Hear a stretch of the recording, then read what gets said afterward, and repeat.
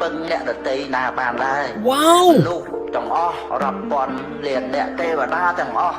ក៏យើង Oh my God ពឹងអ្នកណាមួយអង្គបានទេ Wow នឹងឯងសំបីតែទៅរកព្រះពុទ្ធជាអង្គម្ចាស់ក៏ព្រះអង្គឲ្យយើងត្រឡប់មកពឹងខ្លួនឯងវិញ Oh Wow ខ្ញុំនៅចាំបានថាកាលបទចម្រៀងមុនគាត់តែងលីរិកថាសួស្តីអ្នកនរគ្នាសូមស្វាគមន៍មកកាន់វីដេអូថ្មីអូខេនៅក្នុងវីដេអូនេះខ្ញុំមកធ្វើការ reaction ទៅលើបទចម្រៀងថ្មីរបស់ Wanda ហើយបទនេះផងដែរកំពុងតែផ្ទុះការចាប់អារម្មណ៍ខ្លាំងមែនទែនដោយសារទំនុកច្រៀងក៏ដូចជា lyric នៅក្នុងបទចម្រៀងមួយហ្នឹងធ្វើឲ្យយើងបាទមានកម្លាំងចិត្តមានកម្លាំងកាយក្នុងការលើកទឹកចិត្តខ្លួនឯងដើម្បីឆ្ពោះទៅគោលដៅទៅថ្ងៃអនាគតអូខេហើយបទនឹងផងដែរគឺគាត់បានចេញ6ថ្ងៃហើយបទចម្រៀងនេះផងដែរយើងឃើញថា top 1 on trending for music ហើយអូខេឥឡូវយើងកុំឲ្យខាតពេលយូរយើងទៅមើលបទចម្រៀងថ្មីរបស់គាត់ទាំងអស់គ្នាថាតើបង្កប់អត្ថន័យអប់រំក៏ដូចជាលើកកម្លាំងចិត្តដល់យើងទាំងអស់គ្នាប៉ុណ្ណាដែរអូខេ let's go ចំណងជើងគឺអាត្មាបាទបទចម្រៀងនេះជាបន្តទៅទៀតនេះសូមអញ្ជើញលោកអ្នកនាងស្ដាប់កំសាន្តដូចតទៅអូខេបាទអ្នកនរគ្នាដូចបានឃើញបានឮហើយនៅ intro នៃបទចម្រៀងមួយនេះបាទគាត់បានបញ្ជ្រាបអារម្មណ៍របស់យើងបាទយកចិត្តទុកដាក់ស្ដាប់ឲ្យមែនតែនចាប់ពីពេលនេះតទៅបាទហើយខ្ញុំសូមបញ្ជាក់អ្នកនរគ្នាដែរសំឡេងនេះជាធម្មតាបាទយើងតែងតែស្ដាប់ឮកាលពីចំនួនមុនបាទកាលពីខ្ទង់20ឆ្នាំជាងមុនអីហ្នឹងបាទខ្ទង់ឆ្នាំ2005ឬក៏2004 2003អីហ្នឹងឯងសម្លេងនេះគេតែងតែចាក់ឮមុននឹងគេនិទានរឿងតាមប៉ុស្តិ៍វិទ្យុណាគេហៅថាល្ខោននិយាយបាទព្រោះសម័យមុនអត់មានបច្ចេកវិទ្យាទំនើបមាន smartphone ប្រើដូចឥឡូវទេបាទហើយការមើល Facebook អី YouTube អីក៏មិនទាន់មានដែរបើតាមខ្ញុំចាំដូចជាសំបីតែទូរស័ព្ទ Nokia N7 ក៏មិនទាន់មានដែរការនៅប្រើសំឡេងហ្នឹងជារួមខ្ញុំកាត់តាន់ព្រោះឥឡូវវា30ជាងទៅហើយបាទអូខេអ្នកនរគ្នាយើងនឹងស្ដាប់បន្តទៅទៀតទាំងអស់គ្នាបាទស្បៃអនកាលតែតកាលអ្នកណាដែលមិនមានអ្នកខ្លះកំសត់ខ្លះសប្បាយខ្លះក៏អន់ឃ្លានប្រៀបដូចរឿងនីតិអ្នកខ្លះរស់ឯការស់នៅបឹងអ្នកណាដើម្បីតែអាហារមានតែអាត្មានឹងខ្លួនឯងប្រៀបដូចរឿងនីតិអាតាហេអត្តណោនេថោមានកលឹះបារពើឃើញសោខ្លួនទីពឹងខ្លួនកំចង់ពឹងលើហោរឿងខ្លះគ្មានលើកទី2កំចាំលើកក្រោយលើកចាក់លើកចោលរឿងជីវិតដូចជារឿងនីតិមិនស្នាក់បានរៀនរឿងនីតិគឺជាការពិតផ្ចិតផ្ចង់ចិត្តចង់ល្អផោផង់មានកណិតឌីកោដូចជាផ្សិតពេលអាយុ18ខ្ញុំគិតដូច20ជាងអូយបាទពេលគាត់អាយុ18បាទវណ្ដាគាត់គិតដូចជាមនុស្ស20ជាងអញ្ចឹងវ៉ាវក៏ទៅមនុស្សគាត់គឺជាមនុស្សដែលគេហៅថាមានអំណាចមាន power តាំងពីក្មេងណាមនុស្សប្រភេទនេះគឺកម្រណាបងប្អូនបាទអាយុទៅតែ18ប៉ុន្តែការគិតការធ្វើដូចជាមនុស្សដែល20ជាងមានន័យថាអាយុគាត់ក្មេងទេប៉ុន្តែការធ្វើអ្វីការគិតអ្វីគឺគាត់គឺជាមនុស្សដែលចាស់គំនិតចេះគិតវែងឆ្ងាយចេះដឹងខុសដឹងត្រូវអញ្ចឹងទៅបាទគាត់ធ្វើអ្វីគឺនាំឲ្យចម្រើនទៅដល់ជីវិតរបស់គាត់អញ្ចឹងទៅអាចនិយាយបានថាគឺជាមនុស្សដែលគិតត្រូវបាទជាមនុស្សដែលសុទិដ្ឋិនិយមអញ្ចឹងទៅអូខេបាទមិនធម្មតាគាត់លើកខ្លួនគាត់មែនក៏ប៉ុន្តែវាជាការពិតវណ្ដាមានដល់ថ្ងៃនេះដោយសារតែបាទគេហៅថាធម្មជាតិរបស់គាត់បាទគឺល្អមែនតើគឺអំណោយផលមែនតើបាទ20ជាងដល់សម្ពាធលើខ្លួនឯងព្រោះចេះតែរួមច្រៀងអរណាក៏ได้ see nothing ឲ្យខ្ញុំលោក្នុងភពមួយនេះចង់ឲ្យខ្ញុំខ្លាចជា something ស្បៃអនកាលតែតកាលអ្នកណាដែលមិនមានអ្នកខ្លះកំសត់ខ្លះសប្បាយខ្លះក៏អន់ឃ្លាន It's a real life man It's real life man បាទតើរឿងនេះជារឿងពិតមែនទេបាទមែនវាគឺជារឿងពិត អតីតកាលអ្នកណាក៏មានដែរអ្នកខ្លះកំសត់បាទអ្នកខ្លះក៏អត់ឃ្លានបាទអ្នកខ្លះក៏សប្បាយអញ្ចឹងទៅតាមបាទខ្សែជីវិតអតីតកាលរបស់មនុស្សម្នាក់អញ្ចឹងទៅបាទអញ្ចឹងអាកន្លែង intro ដំបូងនេះគឺគាត់ចង់បង្ហាញពីអតីតកាលសិននៃបទចម្រៀងមួយនេះបាទគឺថាគាត់មានផ្ដើមមានចុងគឺមានបញ្ចប់អីត្រឹមត្រូវមែនតើបទចម្រៀងរបស់គាត់គឺមានន័យមែនតើបាទ រឿងនេះទៀន On your own and by yourself man អ្នកខ្លះរស់ឯការស់នៅពឹងអ្នកណាដើម្បីតែអាហារមានតែអាត្មានឹងខ្លួនឯងប្រៀបដូចរឿងនេះទៀនលោភៈទោសៈមោហៈជាប់ជំពាក់ហួងហើយនឹងមានប្រាក់กับគីងគេបាត់បង់យុសៈកាត់ក្នុងបាយភូមិរំភើអបលៈកាត់កំហឹងនាំឲ្យខ្លាចជាទោសៈក្តៅក្រហាយវារបស់បែកបាក់ផាមិននឹកស្ដាយគេតែខ្លួនយីអ៊ុនដាក់ត្រូវកែប្រែកុំឲ្យលើច្រើនដំណាក់បើអវិជ្ជាគេហៅតែមោហៈពេលដែលមកបាំងក៏វិញចោលចានស្រាក់ចាក់មនសិការចោលធ្លាក់ដីបលាក់ល្ងឹតហើយល្ងងឯណាផងស្រុតបាននេះទៅនៃលោភៈទោសៈមោហៈ Wow បុណ្យហើយនឹងបាបចែកគ្នាដាច់ណាស់ដូចមេឃនឹងដីខំសាន បុណ្យនិងបាបចែកដាច់គ្នាដូចមេឃនឹងដីមែន ល្អក៏ល្អនិយាយល្អព្រះឲ្យពរណាផុតអវិជ្ជាកាលតីតកាលនេះណា អើយបាទអាកន្លែងនេះបាទខំសាងល្អធ្វើល្អនិយាយល្អព្រះនឹងឲ្យពរផុតពីអវិជ្ជាវ៉ាវក៏ទៅវណ្ដាគាត់ពិតជាការសិក្សាស៊ីជម្រៅមែនទែនទៅលើបទចម្រៀងមួយនេះដែលគាត់តែងលីរិកមកគឺអប់រំទៅដល់ fan របស់គាត់បាទមិនថា fan ទេបាទគឺអប់រំដល់មនុស្សទូទៅទាំងយុវវ័យក៏ដោយយុវចាស់ក៏ដោយបាទកុំបាទអានិតិជនក៏ដោយបាទក៏អាចស្ដាប់បទចម្រៀងនេះនៅពេលដែលគាត់ចេះស្ដាប់បទចម្រៀងរបស់វណ្ដាបាទច្បាស់ជាភ្ញាក់ខ្លួនព្រឺតតែហ្មងបាទដោយសារតែគាត់បានលើកទឹកចិត្តឲ្យមនុស្សទាំងឡាយដែលបានស្ដាប់ខំធ្វើអំពើល្អទៅបាទខំសាងល្អទៅបាទនិយាយល្អទៅនោះព្រះនឹងឲ្យពរហើយម្យ៉ាងទៀតបងប្អូនគាត់បានបញ្ចូលនៅពាក្យបាលីមួយចំនួនទៀតបាទមានទោសៈលោភៈមោហៈហ្នឹងគឺជាអំពើដែលមិនគួរយើងប្រព្រឹត្តទេបាទគេហៅថាធម៌ទាំង3បាលីទាំង3នេះយើងគួរតែជៀសវាងព្រោះនាំឲ្យយើងអន្តរាយនាំឲ្យយើងអពមង្គលបាទនាំឲ្យជីវិតយើងបាទធ្លាក់ដល់បាតសូន្យអញ្ចឹងទៅបាទ ក៏ល្អនិយាយល្អព្រះឲ្យពរណាផុតអវិជ្ជាកាលតីតកាលនេះណាដែលមិនមានអ្នកខ្លះកំសត់ខ្លះសប្បាយខ្លះក៏អន់ឃ្លានប្រៀបដូចរឿងនេះទៀនអ្នកខ្លះរស់ឯការស់នៅពឹងអ្នកណាដើម្បីតែអាហារមានតែអាត្មានឹងខ្លួនឯងប្រៀបដូចរឿងនេះទៀនខ្លួនឯងទីពឹងខ្លួនឯងទូហត់គុំខ្បត់ខ្លួនឯងគុំចាំរំពឹងលើអ្នកដទៃក្តីស្រមៃនៅកប់កណាព្រៃប៉ុន្តែអ្នកកំភៃឲ្យសោះអាចនឹងបាអញនឹងគួរសំណោះរឹងពឹងរឹងមាំជួបបញ្ហាយើងដោះអូយ Oh my god Oh my god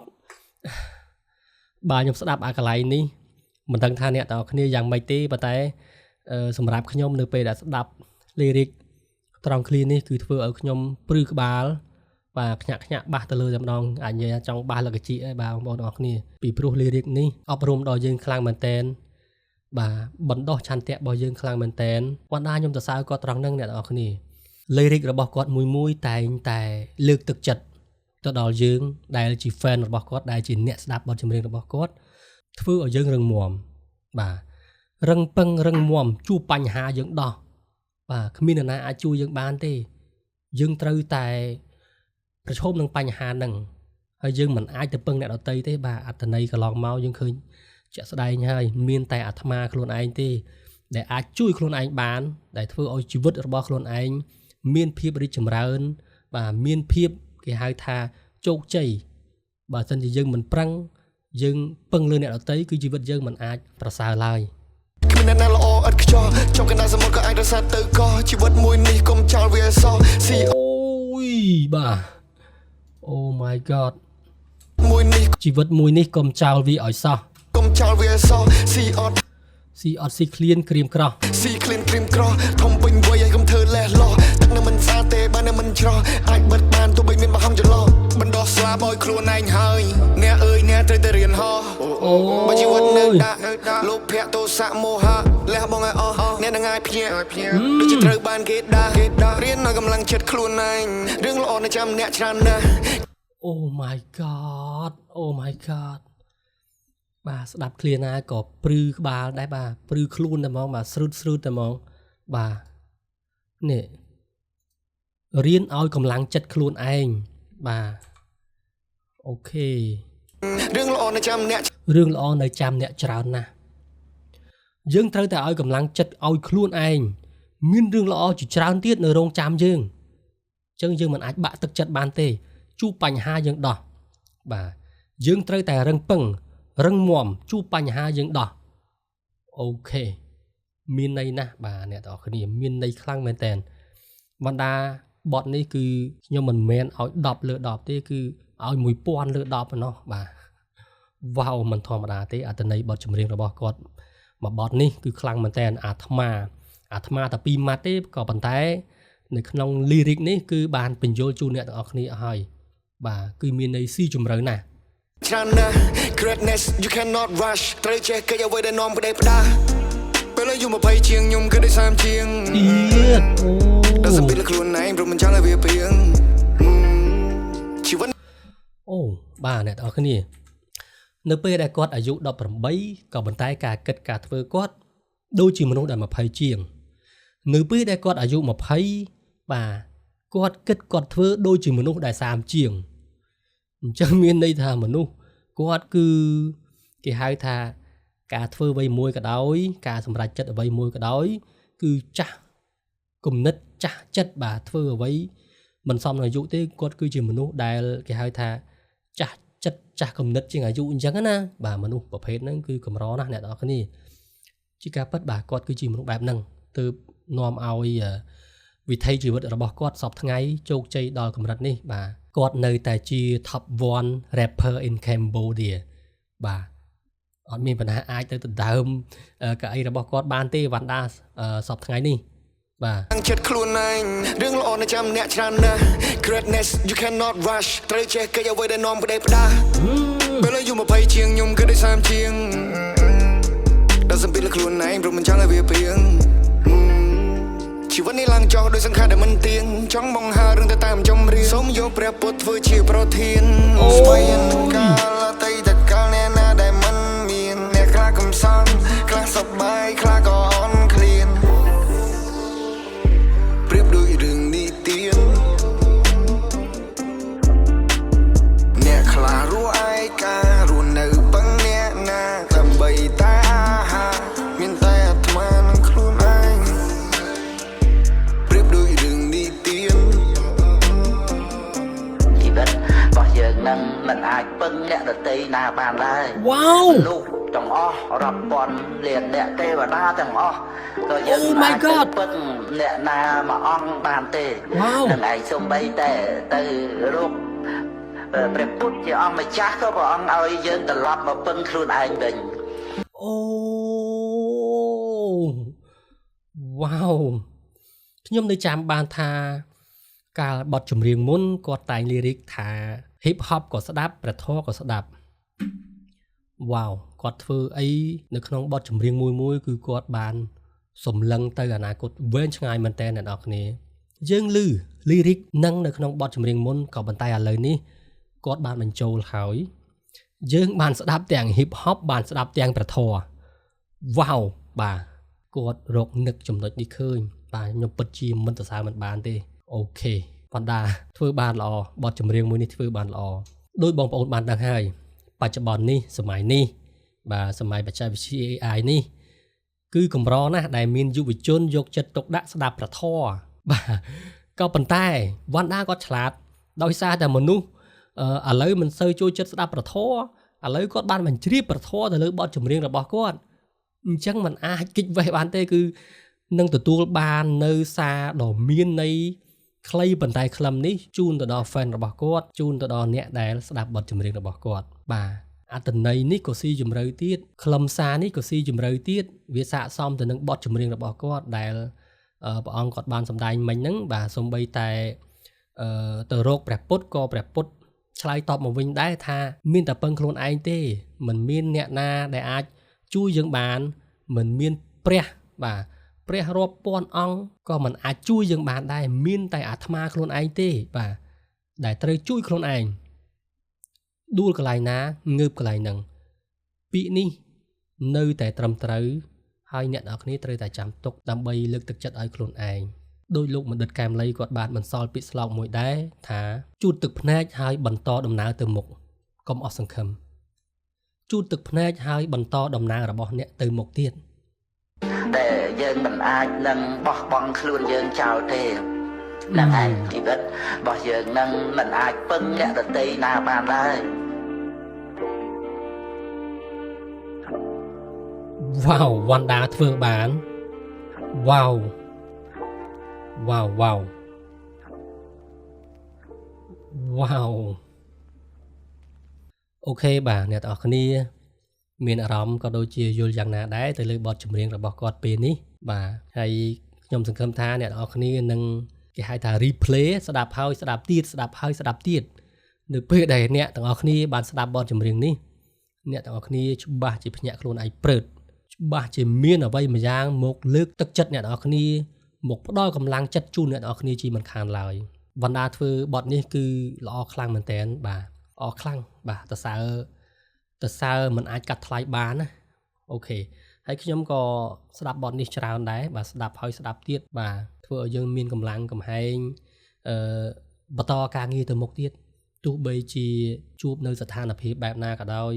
ជួបបញ្ហាអ្វីក៏ដោយយើងជួបយើងដោះយើងត្រូវតែរឹងពឹងរឹងមាំជួបបញ្ហាយើងដោះជួបមួយដោះមួយជួបពីរដោះពីរអូខេនេះហើយគឺជាខ្សែជីវិតរបស់យើងអ្នកទាំងអស់គ្នាមិនអាចទោទន់ទៅតាមបញ្ហាដែលកើតចំពោះយើងទេគ្មាននរណាដែលកើតមកដោយស្រួលទេតែងតែជួបបញ្ហារបស់ពួកគាត់រៀងខ្លួនអញ្ចឹងយើងត្រូវតែឲ្យកម្លាំងចិត្តខ្លួនឯងទៅយើងជួបមួយយើងដោះមួយទៅអូខេជីវិតយើងគឺមានតែប៉ុណ្្នឹងឯងគឺយើងរស់ដើម្បីក្តីសង្ឃឹមរបស់ខ្លួនឯងបាទអូខេអរគុណអ្នកទាំងអស់គ្នាដែលបានចំណាយពេលវេលាដ៏មានតម្លៃទស្សនាវីដេអូរបស់ខ្ញុំនៅពេលនេះតាំងពីដើមរហូតដល់ចប់បើសិនជាអ្នកទាំងអស់គ្នាយល់យ៉ាងណាបាទសូមកុំភ្លេចជួយ comment នៅខាងក្រោមវីដេអូនេះផងហើយបើចូលចិត្តសូមកុំភ្លេចជួយឲ្យមេដៃ like ម្នាក់មួយផងអរគុណណាស់ជូនពរអ្នកទាំងអស់គ្នាសំណាងល្អធ្វើដំណើរទៅណាមកណាសូមឲ្យសុខសុវត្ថិភាពគ្រប់ពេលវេលាគ្រប់ទីកន្លែងបាទជូនពរជោគជ័យហើយកុំភ្លេចលើកទឹកចិត្តខ្លួនឯងផងអូខេជួបគ្នានៅវីដេអូក្រោយជម្រាបលាបាយបាយ